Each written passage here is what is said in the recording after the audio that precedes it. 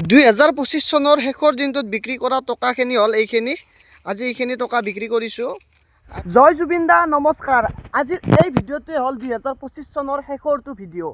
পৰা আৰু 2025 চনত কোনো ধৰণৰ ভিডিঅ' আপলোড নহয়। এইটোৱে লাষ্ট ভিডিঅ' আৰু শেষৰটো ভিডিঅ'। আৰু মই মানে গাড়ীত মাল লোড কৰি দিছোঁ। এতিয়া সকলোৱে জানোই 2025 চনটোত আমাৰ অসমবাসীৰ বাবে কিমান বেয়া।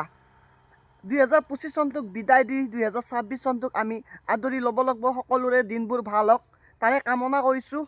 জুবিন দাৰ নাম লৈ আজি যাত্ৰাটো আৰম্ভ কৰিলোঁ। ইয়াত 2025 চনৰ মানে শেষৰবাৰ মাল দিলোঁ এই খুৰাৰ দোকানত। আজিৰ পৰা আৰু 2025 চনত মাল দিবা নাপাওঁ আৰু খুৰাৰ দোকানতো দিলে 26ত দিবা লাগিব। আজি মানে 2025 চনত শেষৰ দিনটোত মানে এখন নতুনকৈ ল'লোঁ মই। আজি প্ৰথম মাল দিলোঁ দাদাৰ দোকানত আৰু নেক্সট বাৰ নিশ্চয় মাল দিবা পাম সুযোগটো। দাদা নিশ্চয় দিব। এতিয়া পইচা গণি আছে, খুচৰা পইচা। শেষৰ দিনটোত গৌতম দাৰ দোকানত মাল দি দিলোঁ। আৰু মানে যেতিয়া কালিৰ পৰা নতুন বছৰ পৰিল, কালিতো আৰু মই নাহোঁ গৌতম দাৰ দোকানত। আজি যে গৌতম দাক নতুন বছৰৰ শুভেচ্ছাটো দিলোঁ আৰু গৌতম দায়ো আমাক কিবা ক'ব। ধন্যবাদ। মোৰ ফালৰ পৰা তোমাৰ লগতে সমূহ অসমবাসীলৈ নৱবৰ্ষৰ প্ৰীতি আৰু শুভেচ্ছা জ্ঞাপন কৰিছোঁ। আটাইৰে মংগল হওক।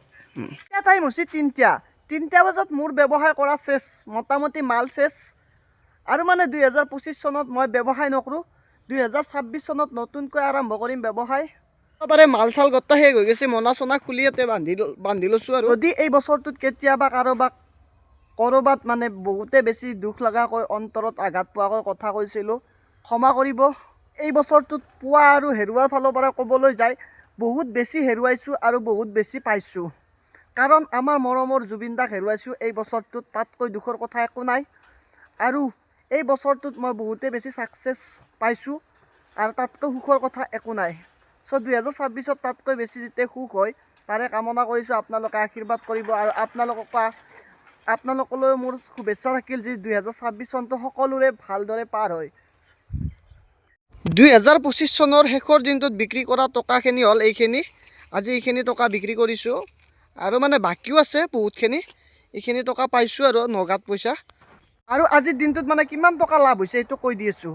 আজিৰ দিনটোত মোৰ লাভ হৈছে 1400 টকা। 2025 চনৰ শেষৰ দিনটো ডিচেম্বৰৰ 31 তাৰিখে লাভ কৰা টকাৰ সংখ্যা হ'ল 1400। আৰু যদি ভিডিঅ'টো চাই কিবা হ'লেও ভাল পাইছে লাইক এটা কৰি দিব। নতুন বছৰত নতুন এটা ভিডিঅ'ৰ সৈতে লগ পোৱাৰ